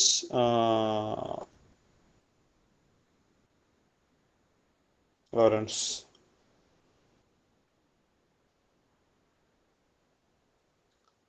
ഫോഴ്സ് ആണല്ലേ? Lorentz force. ഓക്കെ, ഇതും നിങ്ങൾ ഈ പഠിച്ചു വെക്കേണ്ട വളരെ ഇമ്പോർട്ടൻ്റ് ആയിട്ടുള്ള ഭാഗങ്ങൾ. ഞാൻ ഈ ചോദ്യങ്ങൾ എടുത്തിരിക്കുന്നത് അങ്ങനെയുള്ള കുറേ ഇമ്പോർട്ടൻറ്റ് ഭാഗങ്ങൾ മാത്രം നോക്കിയിട്ടാണ് കേട്ടോ. ചോദ്യങ്ങൾ ഇടാനാണ് നമുക്ക് ആയിരക്കണക്കിന് ചോദ്യങ്ങൾ ഇടാം, പക്ഷെ അങ്ങനെ നമ്മൾ പഠിച്ചിട്ട് കാര്യമില്ല. നമുക്ക് വരാൻ സാധ്യതയുള്ള വളരെ ഇമ്പോർട്ടൻ്റ് ആയിട്ടുള്ള കാര്യങ്ങളാണ് വേണ്ടത്. ഇപ്പോൾ കുറേ വർഷങ്ങളായിട്ട് നമ്മളിങ്ങനെ പഠിപ്പിക്കുന്നതുകൊണ്ട് നമുക്ക് ചോദ്യങ്ങൾ കാണുന്നതുകൊണ്ടും ക്വസ്റ്റ്യൻ പേപ്പർ കാണുന്നതും നമുക്ക് മനസ്സിലാവും ഇവിടെ നിന്നൊക്കെ ചോദിക്കാൻ സാധ്യത. അപ്പോൾ അതനുസരിച്ച് നമ്മൾ ചോദ്യങ്ങൾ എടുത്തിട്ടിരിക്കുന്നത് കേട്ടോ, ശ്രദ്ധിക്കണേ. അപ്പോൾ നോക്കുക, നമുക്കൊരു ഇലക്ട്രിക് ഫീൽഡ് ഉണ്ട്. ഇത് അറിയാത്തവർക്ക് വേണ്ടിയിട്ട് പറയാം കേട്ടോ. ഒരു ഇലക്ട്രിക് ഫീൽഡ് ഉണ്ട്, ഒരു മാഗ്നറ്റിക് ഫീൽഡും ഉണ്ട്. അതിനെ ഞാൻ ക്രോസ് ചെയ്യുകയാണ്, ഇങ്ങനെ ക്രോസ് ചെയ്ത് വരികയാണ്. അതിന് അർത്ഥമൊന്നുമില്ല, മുകളിൽ നിന്ന് താഴത്തേക്ക് വന്ന് വീഴുകയാണെന്ന് വിചാരിച്ചാൽ മതി ഫീൽഡ് കേട്ടോ. അപ്പോൾ ഇലക്ട്രിക് ഫീൽഡും മാഗ്നറ്റിക് ഫീൽഡും ഒരുമിച്ചുണ്ടെങ്കിൽ, ഇലക്ട്രിക് ഫീൽഡും combined magnetic and electric field, then the force acting is known as എന്താണ്? ലോറൻസ് ഫോഴ്സ് അല്ലേ? അപ്പോൾ ഇലക്ട്രിക് ആൻഡ് മാഗ്നറ്റിക് ഫീൽഡിൽ ഒരു ചാർജ്ഡ് പാർട്ടിക്കിൾ എൻ്റർ ചെയ്യുകയാണെങ്കിൽ അവിടെ മാഗ്നറ്റിക് ലോറൻസ് ഫോഴ്സ് ഇലക്ട്രിക് ഫോഴ്സും എക്സ്പീരിയൻസ് ചെയ്യുന്നു. അപ്പോൾ നമ്മൾ കോമൺ ആയിട്ടാണ് ലോറൻസ് ഫോഴ്സ് എന്നാണ് പറയുന്നത്. ഇക്വേഷൻ എഴുതാണെങ്കിൽ F = Q × V × B അല്ലേ? പ്ലസ് QE എന്നുകൂടി എഴുതാം, കാരണം രണ്ട് ഫോഴ്സും കൂടി ഇതിൻ്റെ എഴുതാം. ഓക്കെ, ബേസിക്കലി ഇത്ര എഴുതിയാലും കറക്റ്റാണ്. F = Q × V × B. Okay, so ഇതിനെയാണ് നമ്മൾ മാഗ്നറ്റിക് ലോറൻസ് ഫോഴ്സ് എന്ന് പറയുന്നത്. അപ്പോൾ കമ്പൈൻഡ് ഇലക്ട്രിക് ആൻഡ് മാഗ്നറ്റിക് ഫീൽഡിൽ അനുഭവപ്പെടുന്ന ഒരു ചാർജിലെ ഫോഴ്സ് ലോറൻസ് ഫോഴ്സ് എന്ന പേരിലാണ് അറിയപ്പെടുന്നത്. കാരണം ബാക്കിയൊക്കെ നമുക്ക് ഒഴിവാക്കാം. സെന്റിമീറ്റർ ഫോഴ്സ് ഒരു ബന്ധവുമില്ല, സെന്റിഫ്യൂഗൽ ഫോഴ്സ് ഒരു ബന്ധവുമില്ല, ഓർബിറ്റൽ ഫോഴ്സ് ഒരു ബന്ധവുമില്ല. പിന്നെ ആ കൂടെയുള്ളത് ആരാ? ലോറൻസ് ഫോഴ്സ് ആണ്. അപ്പോൾ പ്രത്യേകം മനസ്സിലാക്കുക, ഓപ്ഷനുകൾ എലിമിനേറ്റ് ചെയ്ത് നമ്മൾ ചെയ്യാനായിട്ട് പഠിച്ചാൽ വളരെ വളരെ നല്ലതാണ് കേട്ടോ. ഓക്കെ, അടുത്ത ചോദ്യം. Cyclotron is a device used to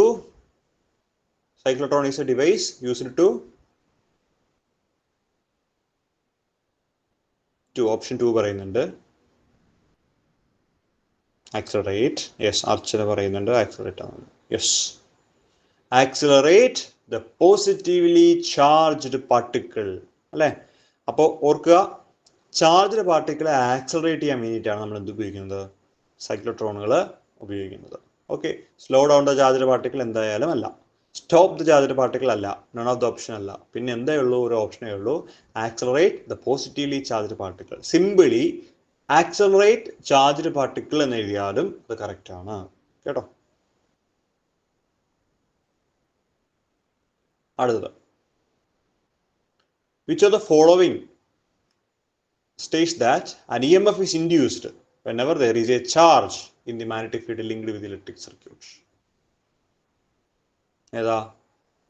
yes, option 3, Faraday's law of electromagnetic induction. Okay. ശരിക്കും നിങ്ങൾക്ക് അവസരങ്ങൾ കിട്ടുന്നില്ല, പെട്ടെന്ന് ചോദ്യങ്ങൾ വരികയാണ്. കുറേ ഉണ്ട് കുട്ടികളുടെ ചോദ്യങ്ങൾ, അതുകൊണ്ടാട്ടോ എനിക്ക് ശരിക്കും നിങ്ങളെ കൊണ്ട് തന്നെ പറയിക്കണമെന്നൊക്കെ ആഗ്രഹമുണ്ട്. പക്ഷെ നമ്മളിപ്പോൾ ഇനി പരീക്ഷ അടുക്കല്ലേ, നിങ്ങൾ ഇനി പഠിക്കേണ്ട സമയമാണ് കൂടുതലായിട്ട്. അപ്പോൾ അതുകൊണ്ടാണ് ഞാൻ തന്നെ ഇങ്ങനെ പറഞ്ഞു പോകുന്നത്. ശരി, അപ്പോൾ which of the following States that an EMF is induced when there is a change in the magnetic field linked with electric circuit? അതായത് ഒരു സർക്യൂട്ടുമായിട്ട് ബന്ധപ്പെട്ട മാഗ്നറ്റിക് ഫീൽഡിന് ചേഞ്ച് ഉണ്ടാകുമ്പോൾ അവിടെ ഇൻഡ്യൂസ്ഡ് EMF ഉണ്ടാകുന്നു. ഇതിനെ പറയുന്ന പേരാണ് Faraday's law of electromagnetic induction. Okay, അപ്പോൾ ഏതാണ് ഓപ്ഷൻ? ഓപ്ഷൻ 3 ആണ് ഉത്തരം. അടുത്തത്, which of the following gives the polarity of induced EMF? Which of the following gives the polarity of induced EMF? Yes, Lenz's law. അല്ലേ, ഏതാണ്? Lenz's law. അപ്പോൾ induced EMFനെ കുറിച്ച് തരുന്ന ലോ ആണ് കുറച്ചു മുമ്പ് നമ്മൾ പറഞ്ഞത്, Faraday's law of electromagnetic induction. ഇനി ഇപ്രകാരം ഇൻഡ്യൂസ് ചെയ്യുന്ന EMFന്റെ പൊളാരിറ്റി, ചാർജിനെ കുറിച്ച് നമുക്കൊരു കൺസെപ്റ്റ് തരുന്ന ലോ ആണ് ലെൻസസ് ലോ. ഓക്കെ, ഏതാണ്? Lenz's law. ഇലക്ട്രിക്കൽ ഇനേഷ്യ ഈസ് എ മെഷർ ഓഫ്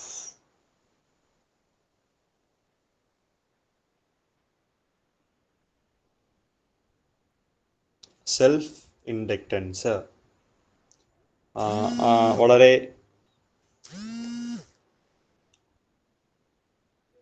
ഏതാണ്?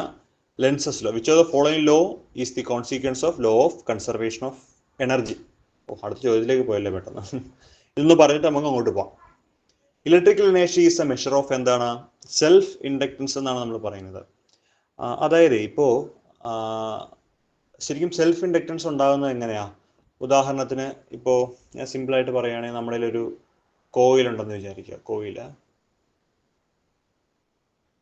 ഈ കോയിലിൻ്റെ അകത്തേക്ക് നമ്മളൊരു മാഗ്നറ്റ് ഇൻസേർട്ട് ചെയ്യാന്ന് വിചാരിക്കുക. ഒരു നോർത്ത് സൗത്ത് പോളത്തെ മാഗ്നറ്റ് ഇൻസേർട്ട് ചെയ്യുകയാണ്. അപ്പോൾ മാഗ്നറ്റ് ഇൻസേർട്ട് ചെയ്യുന്ന സമയത്ത് ഈ കോയിലുമായിട്ട് ബന്ധപ്പെട്ട മാഗ്നറ്റിക് ഫ്ലക്സിന് ചേഞ്ച് ഉണ്ടാകുന്നുണ്ട്. പക്ഷേ ആ ചേഞ്ചിനെ റെസിസ്റ്റ് ചെയ്യാൻ വേണ്ടിയിട്ടാണ് ഈ കോയിൽ ഇൻഡ്യൂസ്ഡ് EMF പുറപ്പെടുവിക്കുന്നത്. അതായത് ഈ മാഗ്നറ്റിക് ഫീൽഡ് ഇങ്ങോട്ട് വരുമ്പോഴേ കോയിൽ പറയും ഇങ്ങോട്ട് വരണ്ട, കാരണം അവൻ എപ്പോഴും സ്റ്റേബിൾ അവസ്ഥയിൽ ഇരിക്കാനാണ് ഇഷ്ടം, ഇൻഡ്യൂസ്ഡ് EMF ക്രിയേറ്റ് ചെയ്യാൻ താല്പര്യമില്ല. പക്ഷേ വരാതിരിക്കാൻ വേണ്ടിയിട്ടാണ് എന്ത് ചെയ്യുന്നത്? ഈ കോയിൽ ഇൻഡ്യൂസ്ഡ് EMF ഇങ്ങനെ ക്രിയേറ്റ് ചെയ്യുന്നത്. പിടികിട്ടുന്നുണ്ടോ? അതുകൊണ്ടാണ് ഇലക്ട്രിക്കൽ ഇനേഷ്യ ആയിട്ട് നമ്മൾ പറയുന്നത്. ഇനേഷ്യ അല്ലെ നമുക്കറിയാമല്ലോ, എപ്പോഴും അനങ്ങാണ്ടിരിക്കാനുള്ള ഒരു പ്രവണതയാണ് എന്ന് പറയുന്ന പോലെ ഇവിടുത്തെ ഇലക്ട്രിക് ഫീൽഡിനോ ചാർജിനോ ഒന്നും ചേഞ്ച് വരാതിരിക്കാൻ വേണ്ടി അവൻ ഇൻഡ്യൂസ്ഡ് EMF ക്രിയേറ്റ് ചെയ്യുന്നു. സോ അതുകൊണ്ടാണ് നമ്മൾ ഇലക്ട്രിക്കൽ ഇനേഷ്യ is a measure of self inductance എന്ന് പറയുന്നത് കേട്ടോ. അടുത്ത എന്താണ്? Which of the following law is the consequence of law of conservation of energy? ഏതാണ്? ലെൻസസ് ലോ ആണ്. ലെൻസസ് ലോ അത് നിങ്ങൾ കാണാണ്ട് തന്നെ പഠിക്കുക. അപ്പൊ ലെൻസസ് ലോ നമുക്ക് പൊളാരിറ്റിയും തരുന്നുണ്ട്. ലെൻസസ് ലോ എന്ന് പറയുന്നത് law conservation of energy hold ചെയ്യുന്ന ഒരു ഇക്വേഷനുമാണ്. അടുത്ത ചോദ്യം, which of the following apparatus construction uses electromagnetic induction? ഏതാണ്? ജനറേറ്റർ ആണ് അല്ലേ. അപ്പൊ ജനറേറ്ററിന്റെ വർക്കിംഗ് പ്രിൻസിപ്പിൾ എന്താണെന്ന് ചോദിച്ചു കഴിഞ്ഞാൽ നിങ്ങൾ എന്ത് പറയണം? ഇലക്ട്രോമാഗ്നറ്റിക് ഇൻഡക്ഷൻ ആണെന്ന് പറയണം. എന്താണ്? ഇലക്ട്രോമാഗ്നറ്റിക് ഇൻഡക്ഷൻ ആണെന്ന് പറയണം. Okay, which of the following apparatus construction uses electromagnetic induction is generator, Then what is the frequency of AC main in India? എത്രയാണ്? എല്ലാവർക്കും അറിയാൻ ചോദ്യം. 50 അല്ലേ? 50 ഹെഡ്സ് ആണ് വരുന്നത്, അല്ലെ? 230 വോൾട്ട് 50 ഹെഡ്സ് ആണ് AC മെയിൻസ് ഇൻ ഇന്ത്യ എന്ന് പറയുന്നത്, കേട്ടോ. ഓൾട്ടർനേറ്റിംഗ് കറണ്ട് പ്രൊഡ്യൂസ് ചെയ്യാൻ പറ്റുന്നത് ഏതാ? ഡൈനാമോ, കേട്ടോ. ഇതൊക്കെ ഒന്ന് നോട്ട് ചെയ്യണം. ഡൈനാമോ. യെസ്, 50 അർച്ചന ഇടുന്നുണ്ട് 50. Alternating current can be produced by choke coil, dynamo, electric motor and transformer. അല്ലേ? ഏതാണ്? ഡൈനാമോയാണ്. Which of the following can measure an alternating current? Alternating current measure ചെയ്യാൻ പറ്റുന്ന എന്താണെന്നുള്ളത്. വോൾട്ട്മീറ്റർ എന്തായാലും പറ്റില്ല, സസ്പെൻഡഡ് കോയിൽ ഗാൽവനോമീറ്റർ പറ്റില്ല, moving coil galvanometer പറ്റില്ല. അതെല്ലാം DC മെഷർമെന്റിലാണ് വരുന്നത്. സോ അമ്മീറ്റർ ആണ് ചോദ്യത്തിന്റെ ശരിയായിട്ടുള്ള ഉത്തരം, കേട്ടോ. Yes, ammeter.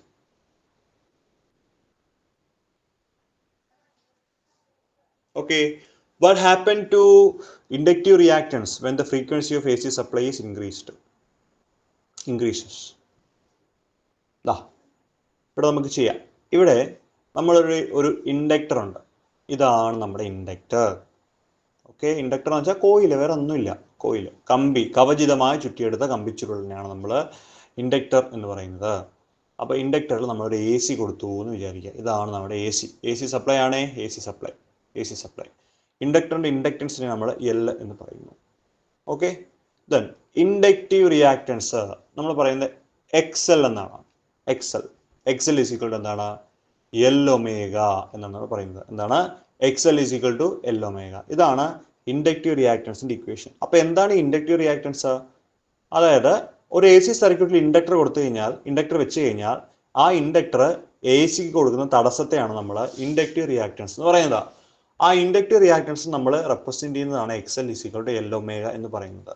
ഓക്കെ, അപ്പോൾ AC സപ്ലൈയുടെ ഫ്രീക്വൻസി കൂടിക്കഴിഞ്ഞാൽ, അപ്പോൾ നമുക്കറിയാം XL is equal to L, ഒമേഗയ്ക്ക് പകരം നമുക്ക് 2πf എന്ന് എഴുതാം. F എന്ന് പറഞ്ഞാൽ ഫ്രീക്വൻസിയാണ്. അപ്പോൾ ഫ്രീക്വൻസി കൂടിക്കഴിഞ്ഞാൽ എന്ത് കൂടും? XL കൂടും, ശരിയല്ലേ? അപ്പോൾ നമുക്ക് എന്ത് പറയാം? ഇൻക്രീസസ്. അങ്ങനെയാണ് നമ്മൾ ഈ ഒരു ഓപ്ഷൻ്റെ അകത്തേക്ക് വരുന്നത്. ഓക്കെ, ഇനി ഞാൻ വേറൊരു കാര്യം കൂടി പറഞ്ഞുതരാം. കപ്പാസിറ്റർ ആണ് ഇതുപോലെ AC-ക്കകത്ത് വെക്കുന്നതെങ്കിൽ എന്ത് സംഭവിക്കും? കപ്പാസിറ്റർ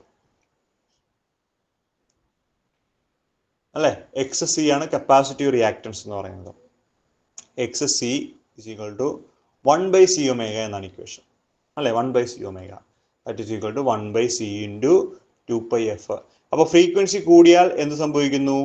XC കുറയുന്നു. എന്താണ്?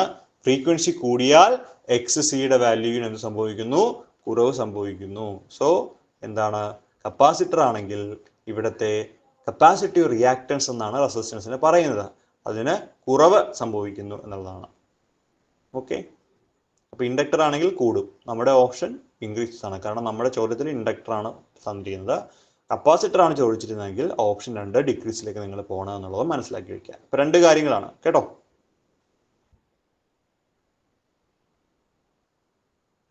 ചോദ്യം: the power factor is 1 for which of the following?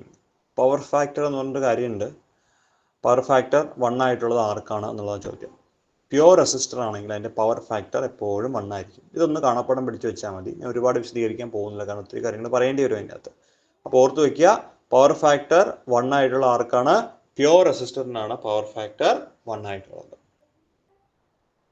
Which waves are used in artificial satellite four communication? നമ്മൾ കമ്മ്യൂണിക്കേഷൻ സാറ്റലൈറ്റുകളിൽ ഉപയോഗിക്കുന്ന വേവ് ഏതാണ്? മൈക്രോവേവ്സ് ആണ് നമ്മൾ കമ്മ്യൂണിക്കേഷൻ സാറ്റലൈറ്റുകളിൽ ഉപയോഗിക്കുന്നത്. ഏതാണ്? മൈക്രോവേവ്സ്. ഓക്കെ, അപ്പോൾ ഇത്രയും ചോദ്യങ്ങളാണ്. വളരെ ഒരു നല്ലൊരു രീതിയിൽ വരുന്ന ചോദ്യങ്ങൾ ഇത്രയും ചോദ്യങ്ങളാണ്. ഇനി നമുക്ക് അടുത്ത ഭാഗത്തേക്ക് വരാം. അടുത്ത ഭാഗത്ത് നമുക്ക് എഴുതി ചെയ്യേണ്ട ടൈപ്പ് ഓഫ് ചോദ്യങ്ങളാണ് നമ്മൾ അടുത്ത ഭാഗത്ത് വരുന്നത്. സോ നമുക്ക് അതിൻ്റെ അകത്തേക്ക് വരാം. അപ്പോൾ ഒന്നാമത്തെ ചോദ്യമാണ്: the electric field of a plain electromagnetic wave oscillate sinusoidally with the frequency of 2 × 10⁻²⁰ Hz and amplitude 60 volt per meter. The wavelength of the wave is. നിങ്ങൾ ആദ്യം ആ ചോദ്യം ഒന്ന് വായിച്ചു നോക്കി.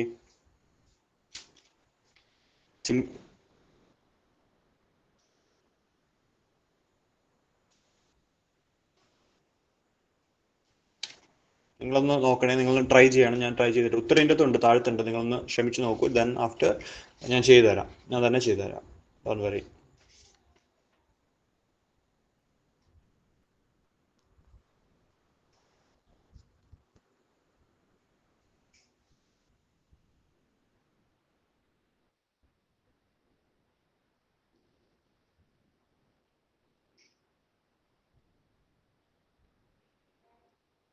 ചോദ്യം വായിച്ച് നോക്കിയിട്ട് ചെയ്യാൻ പറ്റുന്നുണ്ടോ നോക്കൂ കേട്ടോ.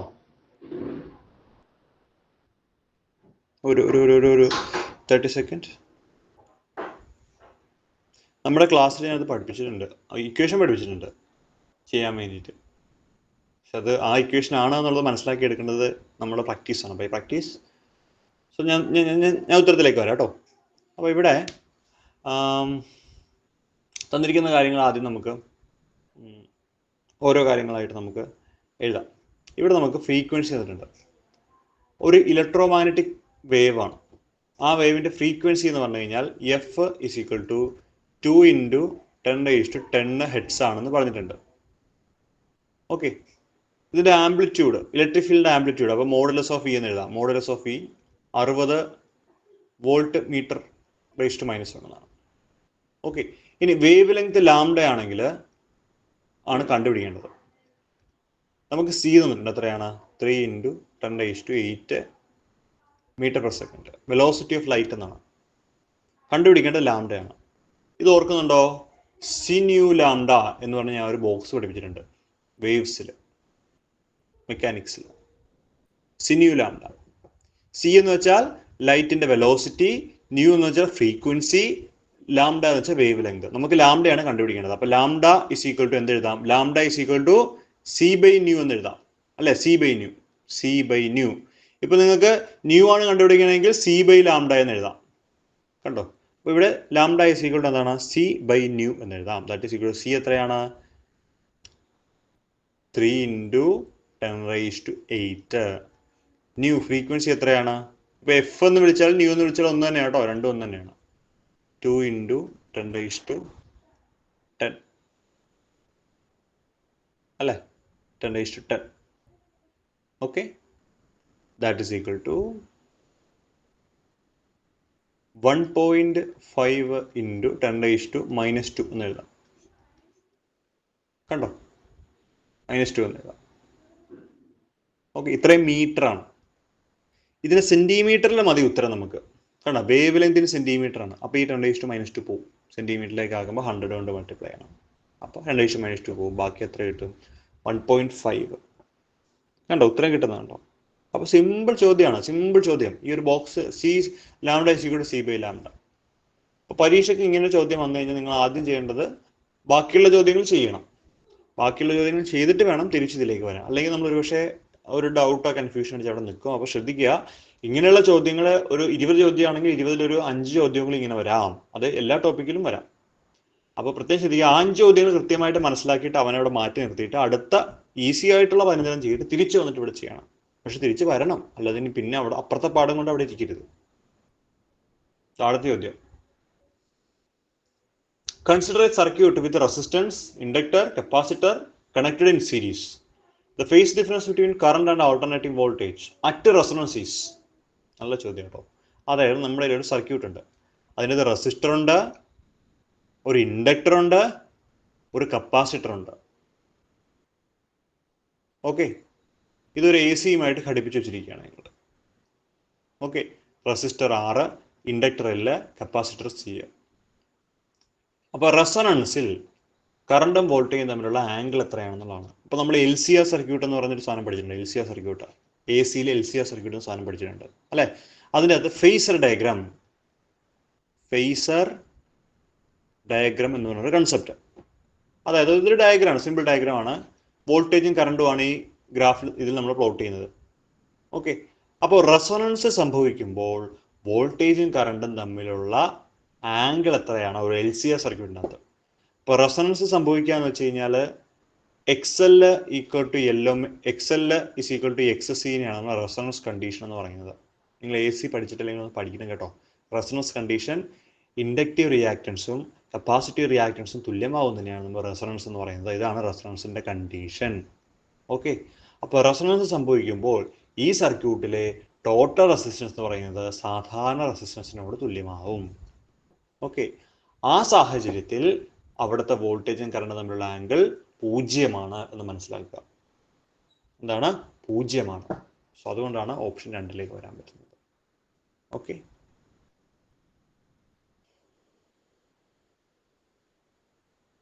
അടുത്തൊരു ചോദ്യം. The radius of the innermost orbit of hydrogen atom is 5.3 into 10 - 10 meter. The radius of n equal to 2 orbit is. ഇത് കെമിസ്ട്രിയിലും ഫിസിക്സിലും കോമൺ ആയിട്ട് ചോദിക്കുന്ന ടൈപ്പ് ചോദ്യങ്ങളാണ്. നമ്മൾ ബോർ ആറ്റം മോഡൽ എന്ന് പറയുന്ന കൺസെപ്റ്റ് പഠിക്കുന്നുണ്ട്. കെമിസ്ട്രിയിലും ഉണ്ട്, ഫിസിക്സിലും ഉണ്ട്, സിലബസിലുണ്ട്. അപ്പോൾ ആ ഭാഗത്തു നിന്നുള്ളൊരു ചോദ്യമാണ് ഈ കാണുന്നത്. The radius of the innermost orbit of hydrogen atom is 3.5 into 10 - 11 meter. The radius of n equal to 2 orbit is.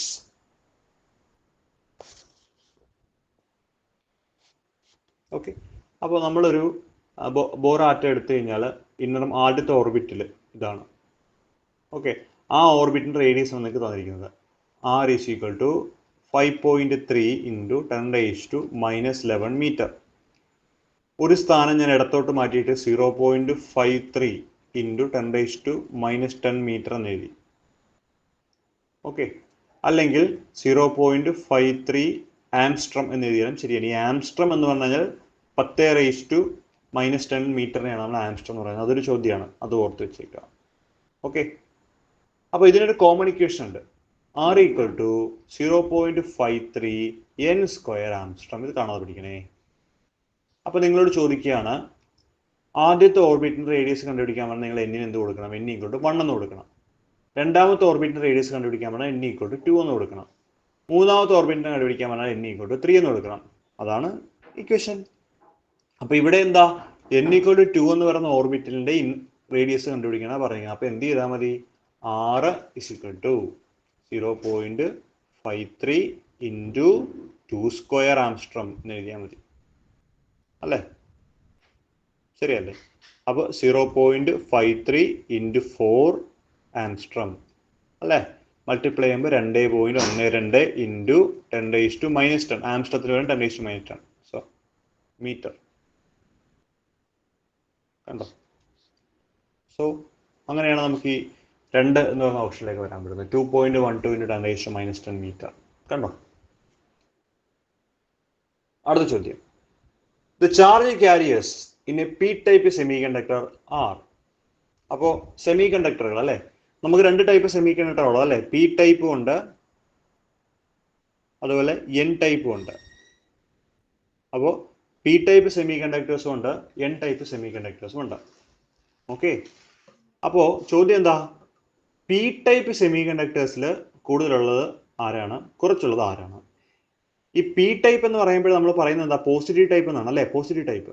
P type ആകുമ്പോൾ ഹോളുകളുടെ എണ്ണം കൂടുതലായിരിക്കണം, ഹോളുകളുടെ എണ്ണം. എൻ ടൈപ്പ് ആണെങ്കിൽ അവിടെ എന്തിൻ്റെ എണ്ണം കൂടുതലായിരിക്കണം? അവിടെ എൻ ടൈപ്പ് ആണെങ്കിൽ അവിടെ എന്ത് കൂടുതലായിരിക്കണം? ഇലക്ട്രോണുകൾ, ഇലക്ട്രോൺസ്.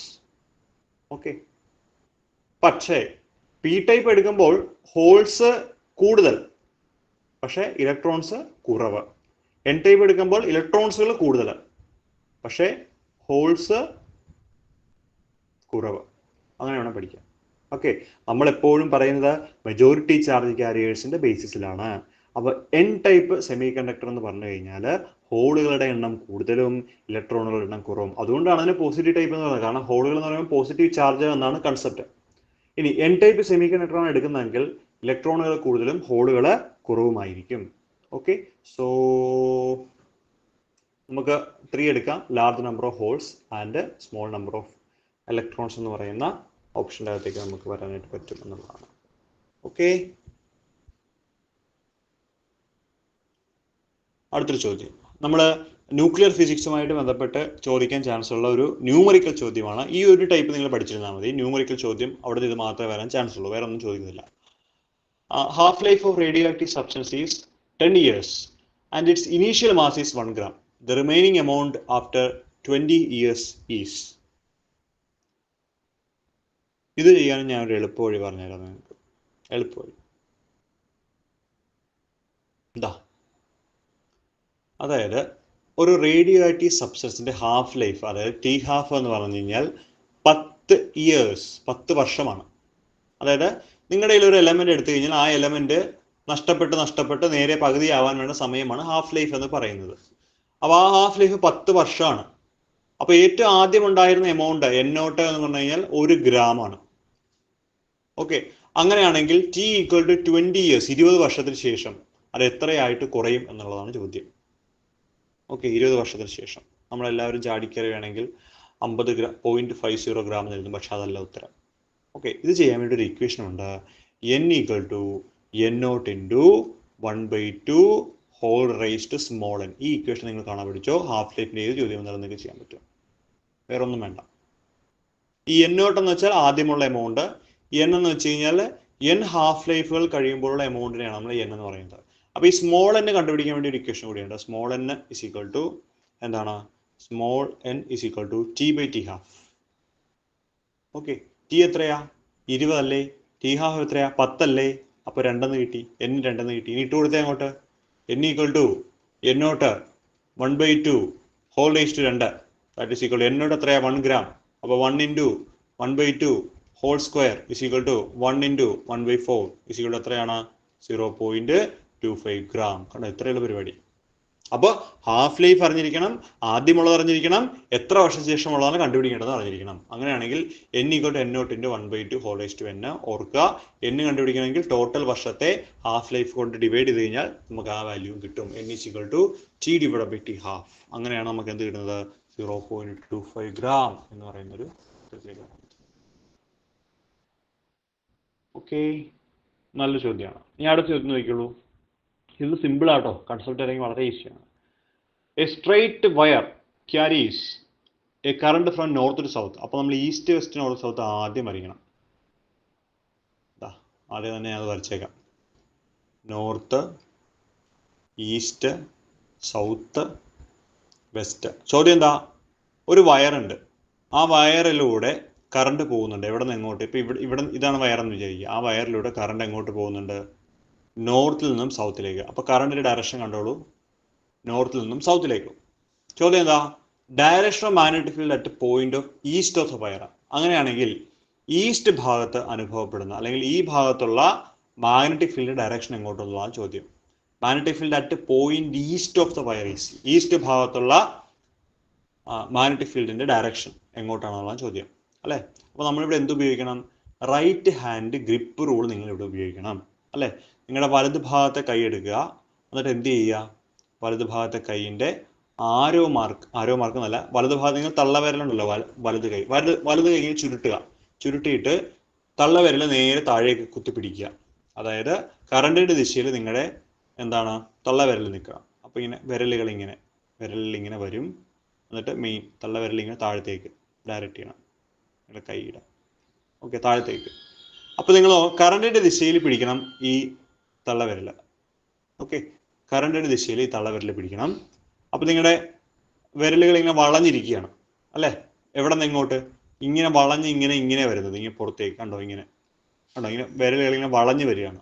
അപ്പോൾ ഈ വിരലിൽ വളഞ്ഞിരിക്കുന്ന ഭാഗമാണ് ശരിക്കും പറഞ്ഞാൽ മാഗ്നറ്റിക് ഫീൽഡിനെ റെപ്രസെൻറ്റ് ചെയ്യുന്നത്. അപ്പോൾ നിങ്ങൾ വെസ്റ്റ് സൈഡിൽ നിങ്ങളൊരു പോയിന്റ് എടുക്കുകയാണെങ്കിൽ വെസ്റ്റ് സൈഡിൽ നിങ്ങളുടെ മാഗ്നറ്റിക് ഫീൽഡ് എങ്ങോട്ടാണ്? താഴേക്കാണ്, ശരിയല്ലേ? പക്ഷേ ഈസ്റ്റ് സൈഡ് ഈ ഭാഗത്ത് വരുമ്പോൾ എങ്ങനെയാ? നിങ്ങളുടെ വിരലുകൾ പുറത്തേക്കാണ് തള്ളി നിൽക്കുന്നത്, അല്ലേ? വെർട്ടിക്കലി അപ്വേർഡ്സ്, അല്ലേ? വെർട്ടിക്കലി അപ്വേർഡ്സ് ആണ്. അപ്പോൾ ഉത്തരം എന്താ? Vertically upwards. അപ്പോൾ വെസ്റ്റ് സൈഡിലാണെങ്കിൽ വെർട്ടിക്കലി ഡൗൺവേർഡ്സ്, പക്ഷേ ഈസ്റ്റ് സൈഡിലാണെങ്കിൽ വെർട്ടിക്കലി അപ്വേർഡ്സ്. ഓക്കെ, അങ്ങനെ ഓർത്ത് വയ്ക്കാൻ പഠിക്കണം. ഓക്കെ, സോ ഇനിയിപ്പോൾ ഞാൻ തിരിച്ചു വേണമെന്ന് പറഞ്ഞു തരട്ടെ. West, east, north, south. Current മുകളിലോട്ടാണ് പോകുന്നത്, അല്ലേ? അപ്പോൾ നിങ്ങളുടെ തള്ളവിരൽ മുകളിലോട്ട്, മെയിൻ വിരൽ മുകളിലോട്ട് ഇരിക്കണം, മുകളിലോട്ട്, അല്ലേ? കേൾ ഫിംഗേഴ്സ് ഇങ്ങനെ കണ്ടോ? അല്ല, കേൾ ഫിംഗേഴ്സ് പുറത്തേക്കല്ലേ വരുന്നത്, ഇങ്ങോട്ടാണ് വരുന്നത് കേട്ടോ. ഇങ്ങോട്ട് പുറത്തേക്ക്, ഇങ്ങോട്ട്. അങ്ങനെയല്ലേ? ചുരുട്ടി പിടിച്ച് നോക്കിക്കുക, മുകളിലോട്ട്, തള്ളവിരൽ മുകളിലോട്ട്, കറണ്ട് പോകുന്ന ദിശ, വിരലിങ്ങനെ ചുരുട്ടി പിടിക്കുക. അപ്പോൾ അങ്ങനെയാണ് ചോദ്യം വരുന്നതെങ്കിൽ വെസ്റ്റ് സൈഡിൽ വെർട്ടിക്കലി എങ്ങോട്ടാണ്? ഇങ്ങോട്ടാണ്, ഡൗൺ വേർഡ്സ് പറയണം. ഇവിടെയാണെങ്കിൽ അപ്പ് വേർഡ്സ് പറയേണ്ടി വരും. കണ്ടോ? That's the difference. ഓക്കെ, അപ്പോൾ എന്തായാലും നമുക്കെങ്കിൽ ഇവിടെ അങ്ങോട്ട് നിർത്താം. ചോദ്യങ്ങൾ ഇനി ഉണ്ട്, പക്ഷെ നമുക്ക് നിങ്ങൾ ടയേർഡ് ആവും ഇങ്ങനെ കുറേ ചോദ്യങ്ങളാവുമ്പോൾ. അപ്പോൾ ഈ ചോദ്യങ്ങളൊന്നും കണ്ട് പേടിക്കണ്ട. ഇങ്ങനെ പല ചോദ്യങ്ങളും വരും. ഇതുകൂടെ നമുക്ക് ചെയ്തിട്ട് പോകാം. ചോദ്യങ്ങൾ ഇങ്ങനെ വരാനാണ് ഒരുപാട് ചോദ്യങ്ങൾ ഉണ്ടാവും. അതായത് consider a conductor of metal and uniform cross section, the parameter that is constant. Current ആണ്, കറണ്ട്. അപ്പോൾ ഇവിടെ നമുക്ക് അറിയുന്ന ഒരു ഇക്വേഷൻ, ഡ്രിഫ്റ്റ് വെലോസിറ്റി ഇക്വേഷൻ അറിയണം. V D is equal to I divide by N E A എന്നൊരു equation അറിഞ്ഞിരിക്കണം. Okay, drift velocity equation. അപ്പോൾ ഡ്രിഫ്റ്റ് വെലോസിറ്റിയിൽ എന്താണ്? ഐ ഉണ്ട്, എൻ ഉണ്ട്, ഇ ഉണ്ട്, എ ഉണ്ട്. അപ്പോൾ ഒരു കണ്ടക്ടർ എടുക്കുകയാണെങ്കിൽ നോൺ യൂണിഫോം ക്രോസ് സെക്ഷൻ ആണ്. The parameter that is constant. അതായത് ഒരു കണ്ടക്ടർ എടുത്തു കഴിഞ്ഞാൽ ആ കണ്ടക്ടറിന്റെ ക്രോസ് സെക്ഷൻ യൂണിഫോം അല്ല. അങ്ങനെ യൂണിഫോം അല്ലെങ്കിലും കോൺസ്റ്റന്റ് ആയിട്ട് നിലകൊള്ളുന്ന ഒരാളുണ്ട്. ആ ആൾ ഏതാണെന്നുള്ളതാണ് ചോദ്യം. Okay, the parameter that is constant is ഏതാണ്? കറണ്ട് ആണ്. അപ്പോൾ നമ്മൾ ഓരോ ഇക്വേഷൻസുകളും നമ്മളിങ്ങനെ ചെക്ക് ചെയ്ത് നോക്കണം. എന്നിട്ടാണ് നമ്മൾ ഇതിൻ്റെ അകത്തേക്ക് വരുന്നത്. Okay, so